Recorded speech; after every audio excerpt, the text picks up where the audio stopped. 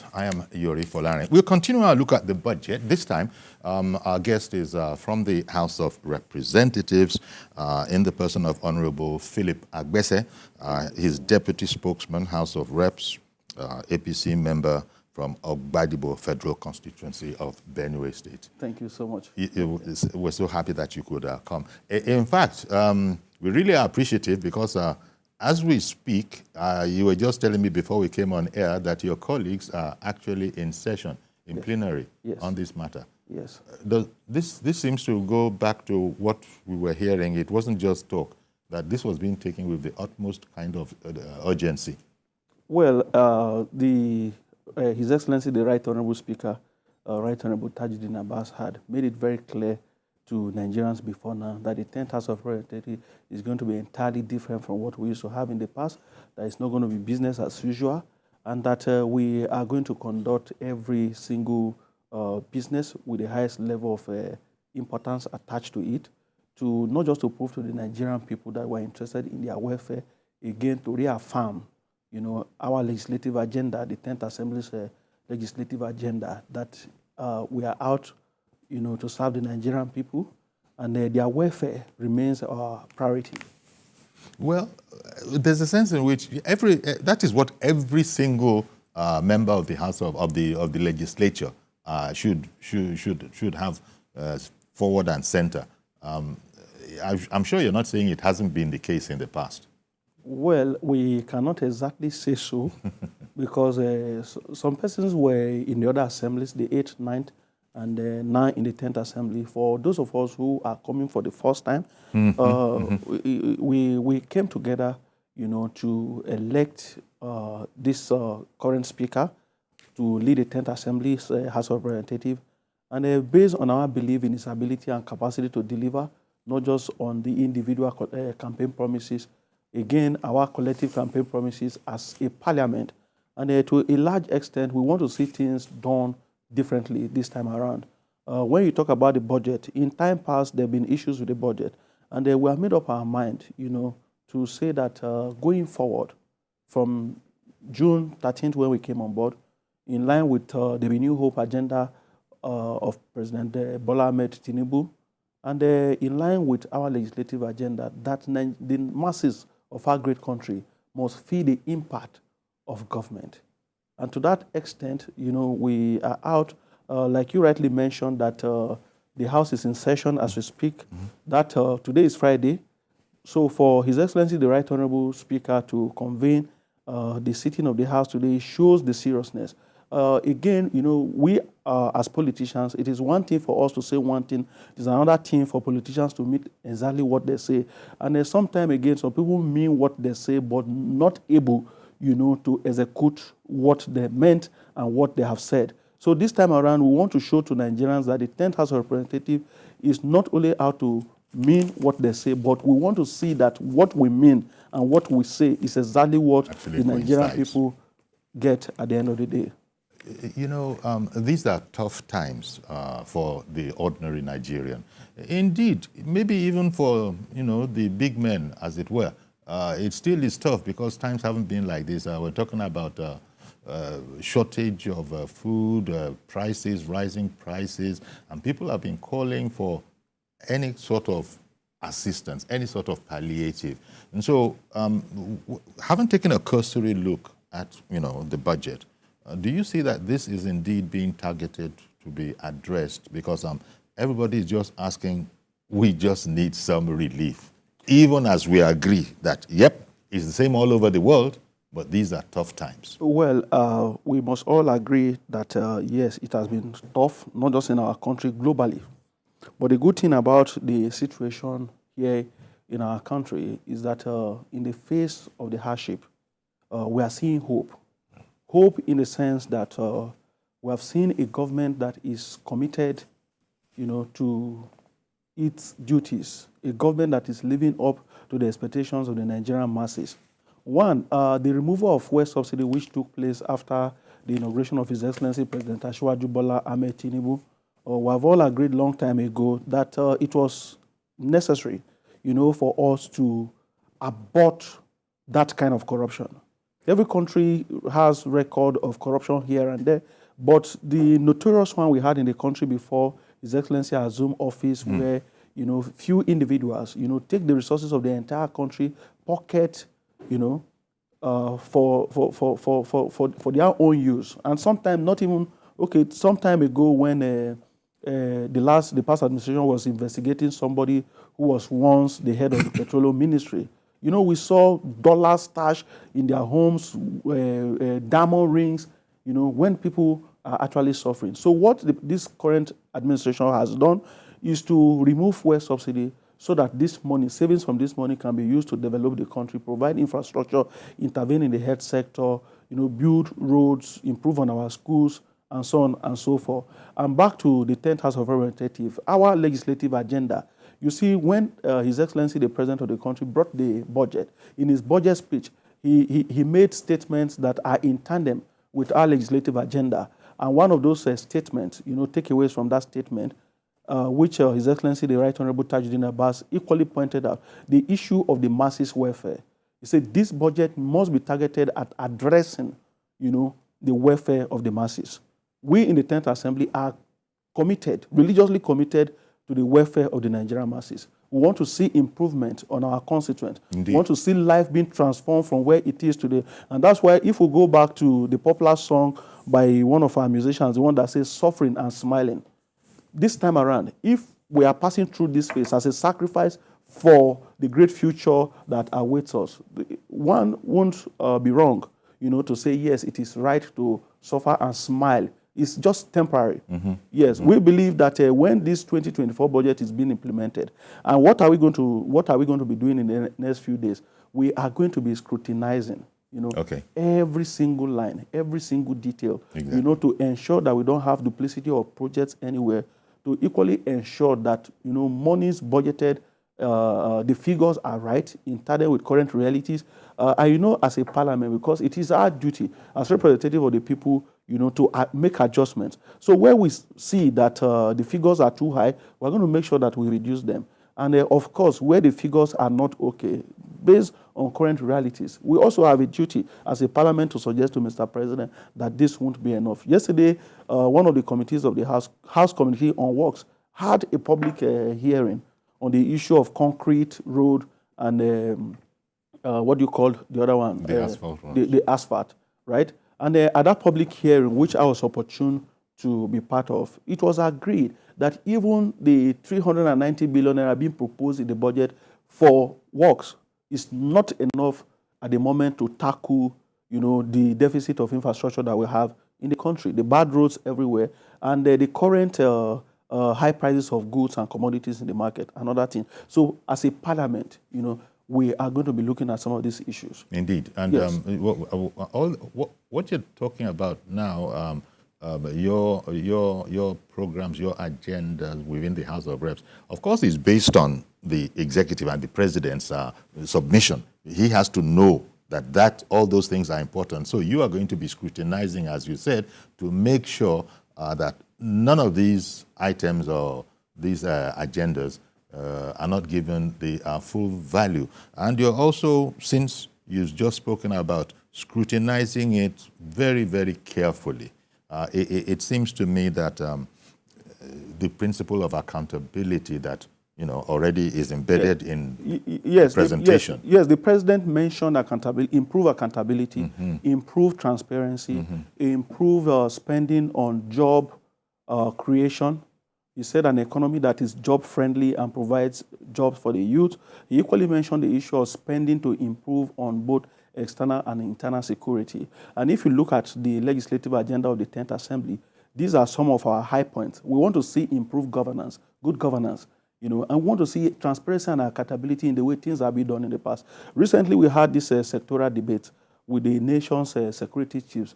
The Chief of Defense Staff was there, Chief of Army Staff, including the Inspector General of Police. They came to Parliament, were asked very sensitive questions that border on the security of this country. And again, you see, the beauty of the 10th Assembly, I've said this before, and I'll continue to say it, because for me, from the other side where I came from before going into politics and becoming a parliamentarian, I am actually excited, at the kind of leadership being provided by His Excellency Right Honorable Tajuddin Abbas. Because a system or a leadership that upholds the principle of transparency and accountability. And you see, accountability cannot just start. You can't go out and begin to tell the MDAs, you must be accountable. We want to see transparency in your business. The conduct of that leadership must on its own reflect what the leadership is preaching. And that is why I'm so much in love with the leadership of the House today under His Excellency Right Honorable Tajuddin Abbas. Because you see that that transparency, from our discussions in the House, our motions and views, the kind of leadership that he's providing. It is one. And you saw what happened when His Excellency President Asiwaju Bola Ahmed Tinubu visited the Parliament House. After the vote of thanks by the Right Honorable Speaker, the President stood up.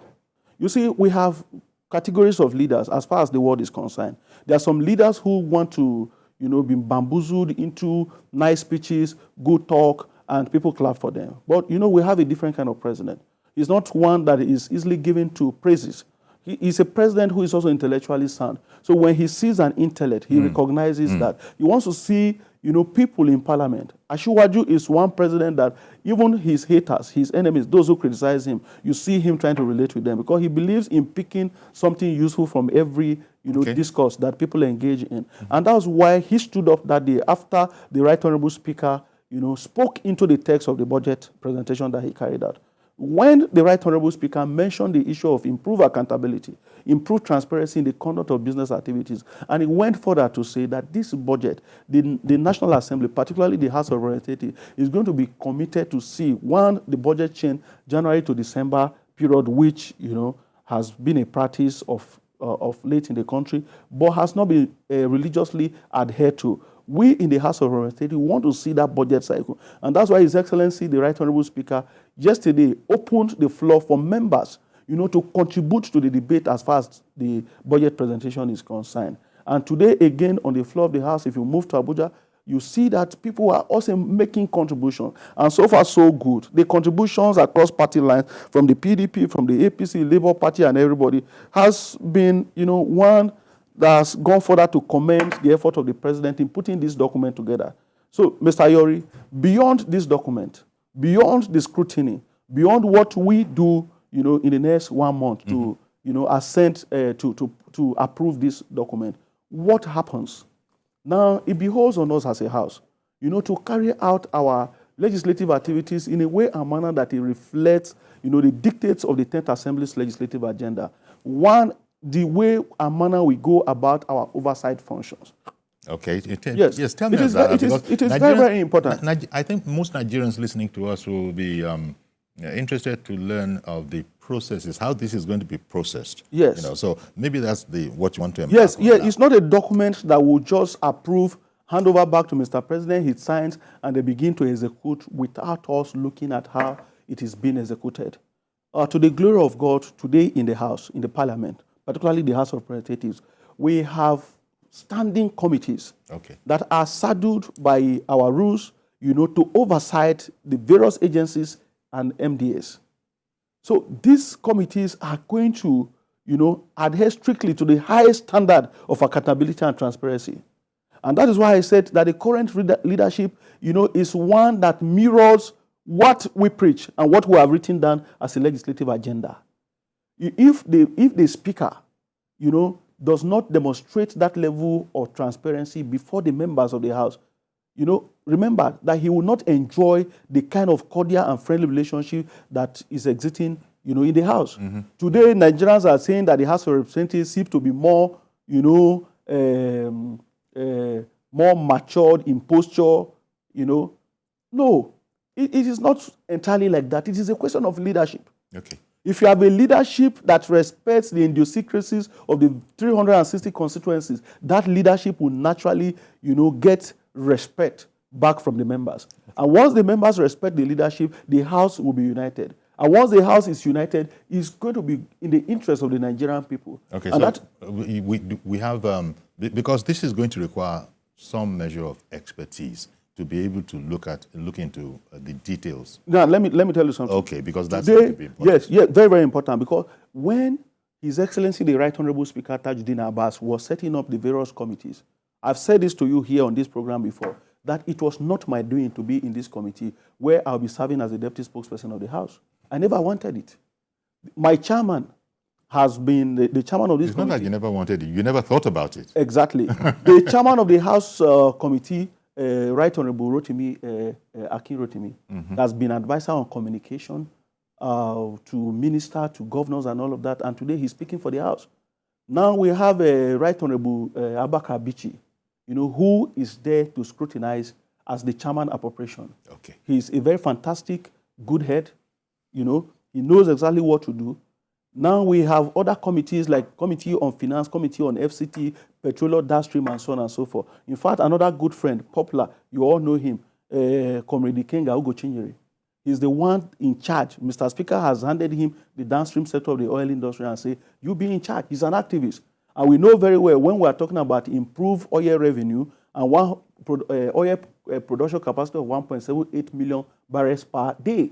How are you going to achieve that if you don't have proper people, fit and proper persons, in some of these committees to look at these issues? So, and you know very well that oil theft has been a serious concern as far as this country is concerned. So you now have people like Ugo Chinyere, scrutinizing what is going on in the oil sector. You have Abaka Bichi, in appropriation, and several other distinguished Nigerians, people who, have proven track record. So another area that we must commend, Mr. Speaker, because in time past, you are given a committee in the House to head on the basis of who you know, and so on and so forth. But today, so this specialty, this expertise that you talk about, do you have the resources that will also help in what you're talking about? Because you see, what I mean by resources is that offices, research people, all those assistants, because there's only so much that one person can do. But one person, talk to me about the facilities available to legislators. No, we do to a large extent. And because life is a continuous process, what we have at the moment, you remember when Nigerians were talking about the work tools for the parliamentarians, the vehicles, procured for, and we said no. A time is coming that everybody will need this vehicle to move from one point to another. Looking at the situation of our roads, the durability, for the kind of car that we require and all of that. You see, before I came into Parliament, I tell people that a Parliament is an institution that, to a large extent, in terms of what you get, is over-exaggerated. Because you just think that once you are voted into Parliament, you have become a big man. My brother, that is not true. Yeah, in fact, sorry to interrupt you, Honorable. Whereas what you're talking about is important, but I'm talking about a support system. Yes, so it's a continuous process. Before now, the various committees there will have to be knowledgeable people, research people, and that kind of a thing. Yes. You see, as you were saying, it's an intellectual. There's an intellectual aspect. No, that's very correct. You see, before now, after the committees were fully constituted, some of our development partners, Yaga Africa, PLAC, so many of these international organizations, they have organized seminars and workshops to interface with these committees on public accounts, NDDC, including my own committee. Imagine someone like me, being retrained on the rudiments of parliament and media exposure. Strategic communication, how to communicate the parliament to the outside community. I can tell you, sir, for free, that the average parliamentarian, particularly members of the 10th House of Assembly, is a whole library. Okay. It is a home of intellectuals. Sometimes when I see some of my colleagues, look, they say it's deceptive. Sometimes you see a colleague, who is coming from one remote part of the country, but, intellectually, he's very sound. He knows what he's doing. Because I mentioned the issue of the House Committee public hearing yesterday. One of our colleagues, I wouldn't want to mention his name on air, but he virtually schooled the participants yesterday. He's an engineer, voted into Parliament, and he knows everything about concrete road. He lectured us for 10 minutes yesterday to educate each and every one of us. So these are the people who are going to be looking into this document. Exactly. And simply because experts would have been employed by the executive in putting all of this together. Yes, so there must be experts to be able to, as you said, oversee. Yes, some of our committees have consultants. And these consultants, apart from the secretariat staff, they still help to provide another secondary level of check, to help us in anything that we're doing. So as a matter of fact, I can bet you, believe you me, that Nigerians have voted the right set of people into this parliament. That's good and to this hear. Parliament will never disappoint the masses of our country. It's good to hear. Let me bring on our first caller this morning, Wale, who has called in from Ibadan. Good morning to you, sir. Thank you for calling in. Good morning, Uncle Yori. Thank you for calling. Good morning. And good morning to your guest, Honorable Agbese. Yes. We are in critical times. What that means is that our representatives and our leaders must live up to expectation. Yes. Much is expected from them. Be that as it may, the budget itself, the bottom line of the budget is the performance, the implementation, because that is what impacts on the Nigerian people. So they must focus on the implementation. You might not get the figures right because this is the first time. It is after this first year that they will be able to know where to plug in and where to subtract. So this first year, we are just going to give them that as an experiment to try to turn things around. Now, yesterday you were talking about education and the student loan. I want us to be realistic. Education, tertiary education can never be funded alone by the government. There must be interventions. In other times, alumni bodies contribute a lot. There are endowments. Now we have a student loan bank. Now, what's the essence of the student loan bank? If schools will not charge fees, why are you bringing in the banks? Why are you giving them loans? You cannot charge fees. Because it is these fees that will increase the internal generated revenue of these universities to be able to help themselves. So if you're not going to charge fees, you don't need to bring in the student loans. Leave things as they are. Okay. And there are so many ways to go about these things. Indeed. If you're giving them loans. Okay. The universities can tell you their charges. And the bank will forward this straight to the university without getting to any other person. So we need to be realistic. Okay. The loans are not just there for decoration. They should be taken to enhance the efficiency of the universities by letting the university charge fees. All right then. Thank you very much for calling in, and indeed, that's Mr. Wale calling in from Ibadan. As you can hear, he linked it to what we were talking about yesterday because this is the same subject matter. Maybe your thoughts on his submission, because he's suggesting some things that if he was one of you, he would no doubt would bring it up in your conversations about whether or not it is the most efficient way to proceed. I'm sure you also will be concerning yourself with certain things. Yes, you see, why I'm always excited to appear on this program is the level of patriotism that citizens have shown, when making contributions to this program. And what Wale from Ibadan has said is nothing but very correct. And part of our legislative agenda, His Excellency, the Right Honorable Speaker, mentioned the issue of further subjecting this budget to a town hall meeting. For the very first time in the history of this country, we are going to be having a town hall debate on the budget, so that not just that as an executive, government has put figures together, made proposals, but for us as parliamentarians and representatives of the Nigerian people to take this document back to the people for their own input. So a part of our representative function, is to get feedback from the people, the very people that we represent.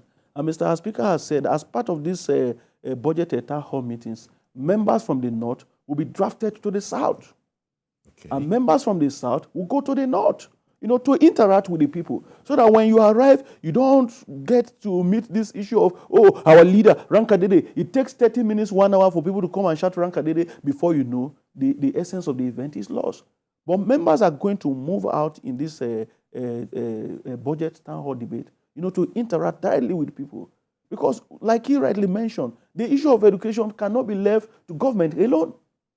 Even though we have an organization like TED Fund, set up by an act of parliament to cater for the educational needs of the country. Is it not high time we reviewed the TED Fund Act to equally give room to other beneficiaries like the private institutions, since they are also Nigerian institutions? How do we increase what we are getting in the funds? Okay. This current house, we carried out an assessment of TED Fund projects recently, and we saw that, yes, truly they are doing something. And if they are truly doing something, is the money they are getting, is it enough to do all that they should do for us? Okay, so exactly, because that point was brought up yesterday. So as parliamentarians, we have a whole lot to do for this country. And that is why His Excellency, the Right Honorable Speaker, has charged each and every one of us and said, in the next 4 years, Wole mentioned the issue of using this first year budget to experiment. That area, I want to disagree with him because I've been voted into parliament for 4 years. Okay. So if I fail in my first year to perform in the next 3 years, what am I going to tell my people? Okay, let me take a quick So there's no experiment. We'll be right back, and I'll pick up on that very point as soon as we come back. Stay with us, please. We'll be right back. Welcome back, and our guest this morning is the Deputy Spokesman of the House of Representatives, Honorable Philip Agbese. And we understand that Gbenga in Abuja, is on the line. Good morning to you, sir. Thank you for holding on. Good morning, Mr. Yori. Good morning, Honorable. Thank you for calling in. This is a very interesting discussion. And I want to congratulate President Tinubu on his first speech and presentation of budget at National Assembly. It's a glorious, it's a dream come true. That budget, 2.7 trillion naira, some people say it's very ambitious. To me, it's very small. If we really want to tackle this infrastructure deficit in this country, we need not less than 80 to 100 billion naira. But I realize that the resources is not there to do that now. So let's take it bit by bit, see how it can go. But the question people are asking is, why is he borrowing money? And I say, why would he not borrow? You want the budget to be done according to our resources, then we not move an inch forward as a nation. Every nation borrow to fund infrastructure that will return the money, that will bring profit, that will elevate the economy, that will bring jobs and the rest. Only if they are borrowing for goody and just a celebration, that's when we'll be against it. But some are saying that the Minister of Finance said will not borrow. He did not say will not borrow. He said will not borrow as much as it. If you look at the fraction, the percentage of the borrowing is about 30-something%, which is still manageable. But the question is, how will Tinubu raise the 18 trillion naira from Nigeria economy? I'm saying that where he has the capacity to do so, he did in Lagos from 500 million naira every month to 500 billion. But that time and this time, they are not the same. So I'm praying that God will help him to do that. Okay. But first of all, people are kind of cutting of costs, and that's an issue that we should discuss. The president should see that there's no wastage in the ministry. I'm a resident of Abuja. We know what happened in the ministry. A lot of wastage, a lot of devotees, a lot of things they don't need, they are buying it just because they want to get one money or the other. I think that should be a task force to see that everything in that budget are the things that can affect lives, can affect the city, they can reduce inflation, that can reduce property, and that makes life better for the citizens. All right, then. That's a task force. That's my advice for him. I wish him well that he should be able to do it, and I know that we increase our oil revenue by blocking all these leakages and stealing of oil. So 2.2 million barrel per day, I think we can go further. Then I'm surprised that he sees dollar rate at 700 naira. Does it mean that our dollar and I will not appreciate?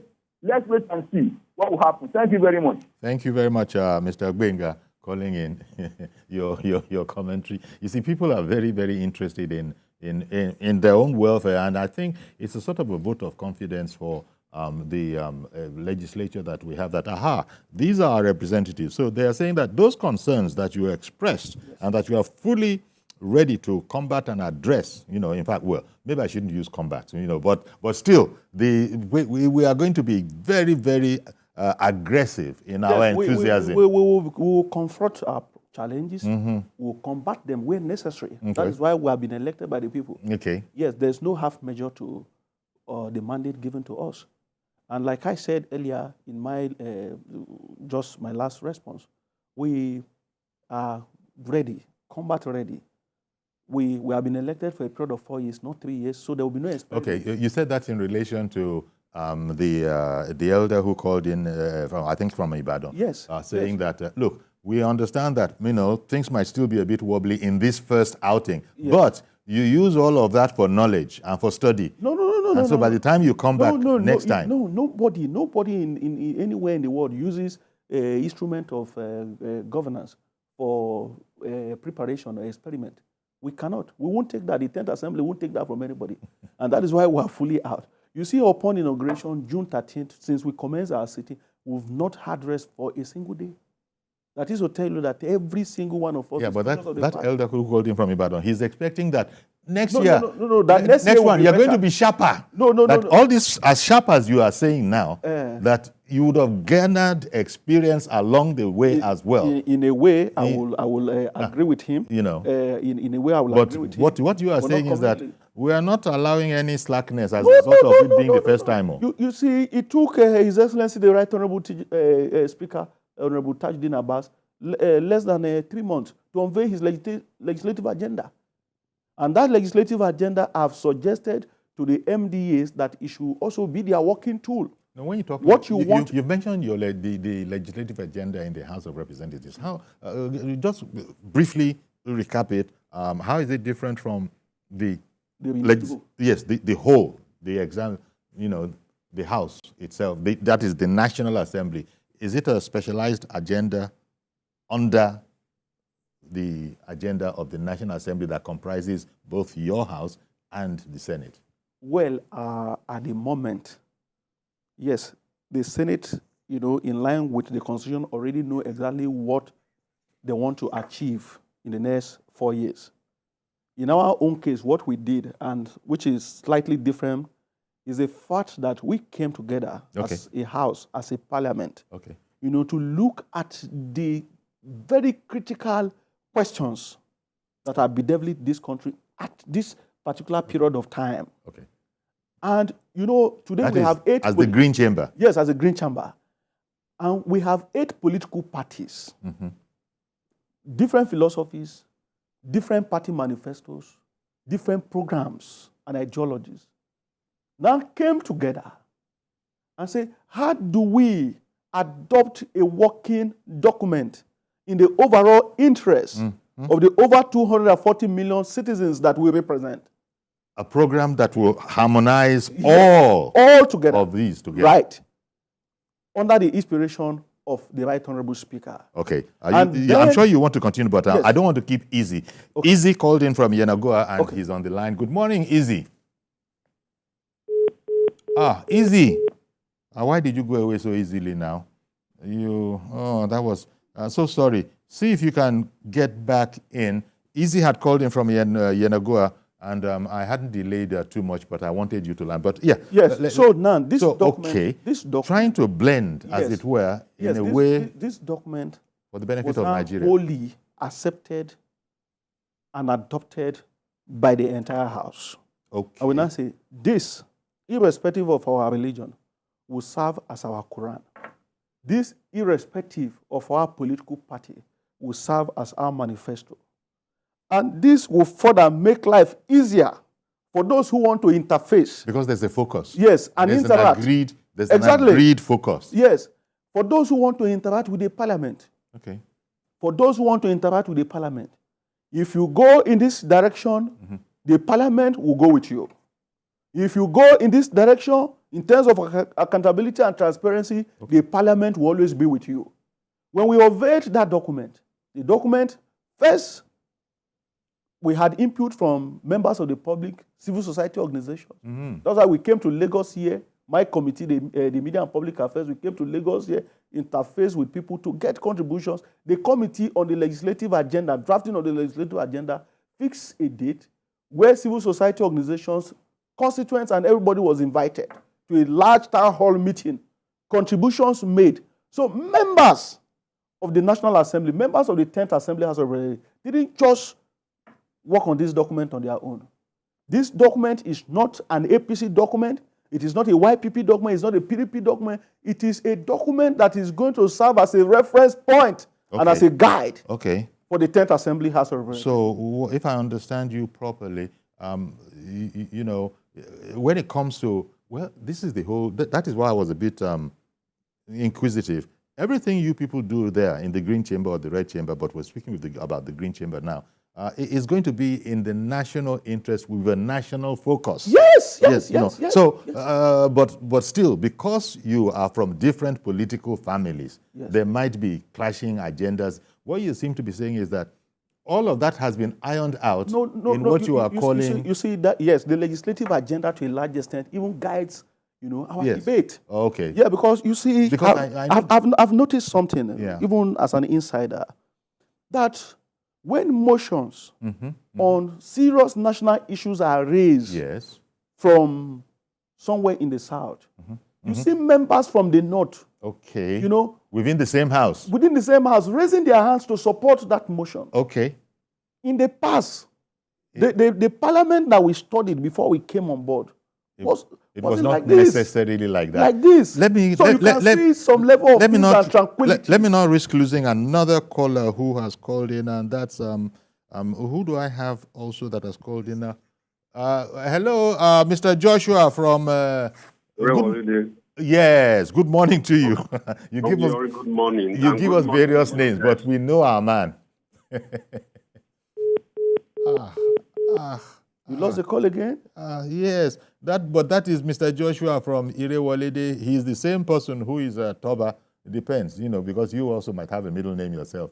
Sometimes he uses his first name, sometimes he uses his middle name. But see if you can get back in, Mr. Joshua Toba from Irewolede. We lost that call. That one was, I just don't know what happened. But no. You see, there is another beautiful thing. When one of the callers, Benga, mentioned the issue of sources of funding for the budget.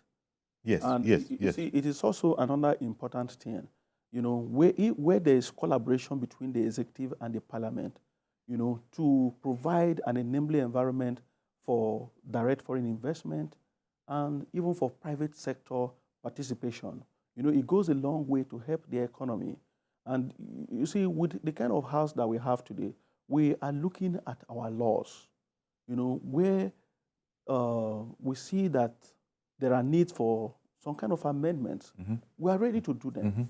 You know, we have already commenced all this. Because that's your primary agenda focus agenda. Anyhow. Yes, you're a lawmaking house. Yeah, no. You see, it is one thing to be a lawmaking house, but again, another thing to be a lawmaking house, one that has the interest of the masses as its priority. Okay. Yes. So when we look at... So we can't take that for granted? No, we're not. We're not taking We can't take it for granted? Not at all. But once you get elected to that esteemed house over there, all your sectional interests, you know, they sort of, you know, almost fade away. No, yes. In the greater national interest. Yeah. We have buried all of that. And that is why, you see, Nigerians are already happy about the conduct of the House. Sorry, Mr. Joshua is back.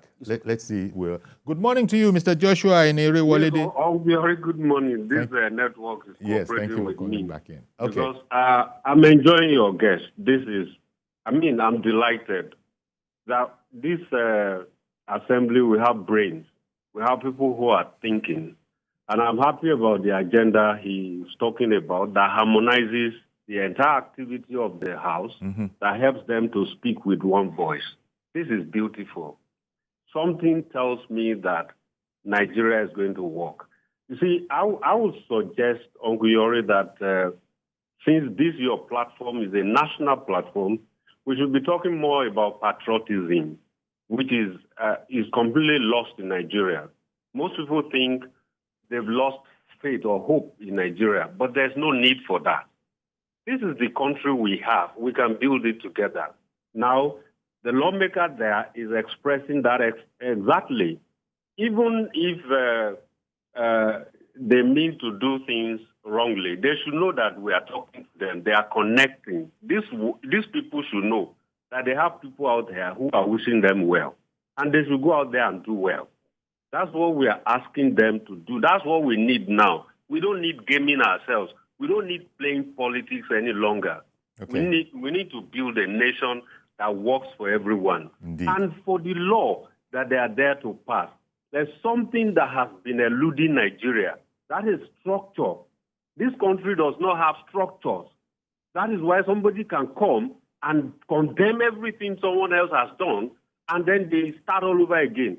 Let him imagine they put all this hard work in place, they build structures, and then Nigeria starts working. And another government comes in and nothing, they just pull down everything. Please, your law is a tool, is an instrument for you to use to put structures in place so that anybody that comes will be challenged either to match, to fall down, or to improve upon what you have done. So don't just focus on doing it like that, as it were. Please, they should also focus, especially using this budget, to build structures. We need structures in Nigeria. Indeed. Where all of us can speak from.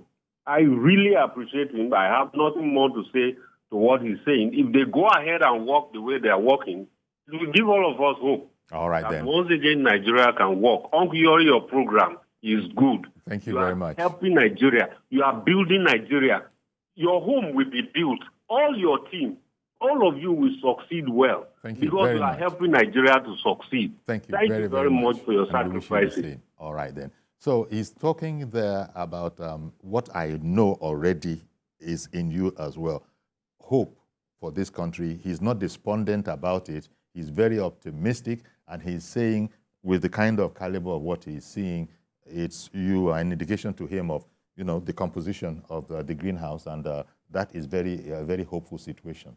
Yes, the budget itself is a budget of hope. Yes, I want to thank him for that commendation.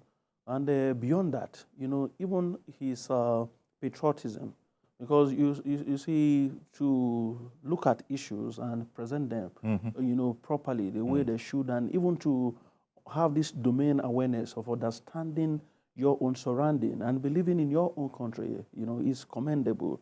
Beyond the commendations that he has passed to us, which I believe will be extended to every member of the 10th Assembly, including the Senate.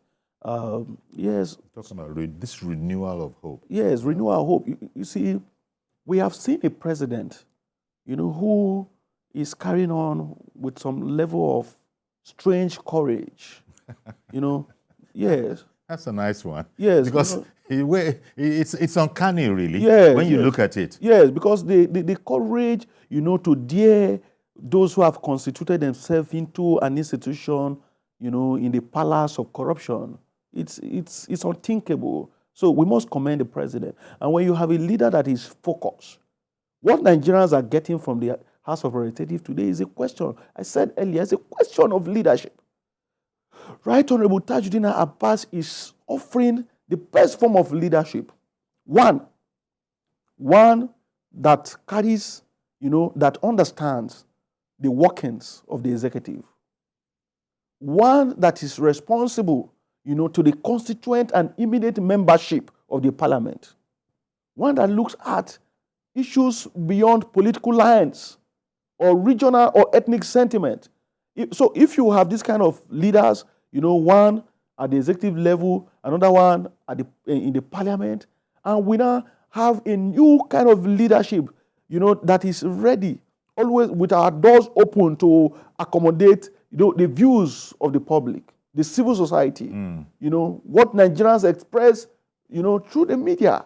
Okay. Then you know that, yes, we are all working together. The citizens are working with the government. We are working with the executive. The executive is working, in the overall interest of the citizens of this country. Exactly. So there is no way, we will not make progress. In terms of rapid progress. Indeed. In terms of processing the 2024 budget, what are the timelines that you have in mind in the legislative house, for completion of work? Because we were speaking before coming on air, and you said that the speaker has indicated that if need be, you guys don't mind working right around the clock. As I speak to you, the House is in session. Tomorrow, a very critical meeting has been scheduled by the chairman of appropriation, Right Honorable Abakar Bichi, for chairmen and deputies of committees, to interact with them and to give a guide as to how this document will be scrutinized, to the kind of input that will represent the legislative agenda that we talk about, what we intend to achieve as a house, and what we want to see the executive achieve in the overall interest of the Nigerian masses. So I won't be able to say much on that, other than the fact that, one, our cardinal objective is to ensure that beyond the document, beyond the indices without unnecessary foot dragging we're as soon as possible. We're not. Our constituents are in a hurry for development. Let me bring in our last caller, Mr. Adewusi from Akoka. Good morning to you, sir. Good morning, Uncle Yori. Thank you for calling in. Yes, let me first of all congratulate your guest, Philip. I watched him on NTA yesterday, and I'm happy with what he's presenting and the way he's making his presentation. God bless him, and God will bless Nigeria. Amen. That is number one. Number two, I want to plead with him, even if he can have the president here. There's one very vital sector that is missing in Nigeria economy, and that is marketing. We don't know how to market the country and ourselves and our products and services. If we can find a way to work with Nigerian Institute of Marketing and other professionals in the marketing industry, it will go a long way to help us. Because there are a lot of things that is said about food inflation, disinflation, that are mere mirage. I'm telling you, I go to market myself, I'm a man, and I know the way I price things compared to some other things. So if they can work on the marketing aspect of the country, how to market everything, it will go a long way to help this country. Thank you very much. Thank you very much for calling in. And you were speaking about having various specialists within your midst. Yes, that we don't even... let me first thank him for the comment. And to say this, you see, the problem we had in the country in the past is that the various arms of government, particularly the parliament and the executive, probably did not understand the need for the kind of synergy that we have today. You see, as a parliamentarian, you don't necessarily have to remove your clothes and set yourself, for blows, for people to know that you are working. Look at what Mr. Speaker did. When we came on board, His Excellency Right Honorable Tajuddin Abbas he traveled to somewhere in Cameroon, in one of these international parliamentarian functions. Another one somewhere in South Africa or so, not South Africa, but Dubai. He has been, visiting, other countries and discussing with other parliaments, like the Pan-African Parliament, which is purely for African Parliament, the Commonwealth Parliament visit, and the speeches that His Excellency, the Right Honorable Speaker made at those events. They actually sold the country out as a new destination for investors. Okay. Because people are interested. People want to know, how safe their resources will be when they invest this money in the country. Will the parliament just fold its hand for the executive to go about, change the rules, at the middle of the march? So it's a new dawn. Yes, it's a new dawn for the legislature, is what you are saying. Not just for the legislature, for the country. Of course, you're working for the country. Exactly. You're working for the country. Mr. President and his team, they are doing their best. Again, Mr. Speaker, the Senate President, members of the Parliament are also crisscrossing. Today, our parliamentarians are in Dubai for the Summit on Climate Change. And right again, if you look at the budget presentation speech, the president equally talked about a climate that is safe for people to live in. Indeed. Right. And that is part of the global campaign. So the seriousness, of this parliament, particularly that of the Right Honorable Speaker, to showcase what we have, to showcase our seriousness to the world, I believe is a strong point for the economy and the business climate as far as the country is concerned. Which keys into the marketing that last caller spoke about. That's what I'm Nigeria talking about. must be marketed, as some people are demarketing the country, Nigeria must be constantly, constructively marketed most effectively. In the parliament. We've run out of time now, Thank you very much. Thank I you. want to thank you very much for coming along and speaking with us. And I'm so glad that our viewers themselves are very appreciative that you've come along to speak to us in this neck of the woods as well. Okay, that's Honorable Philip Agbese, Deputy Spokesman, House of Representatives. He's the APC member from Ogbadibo Federal Constituency.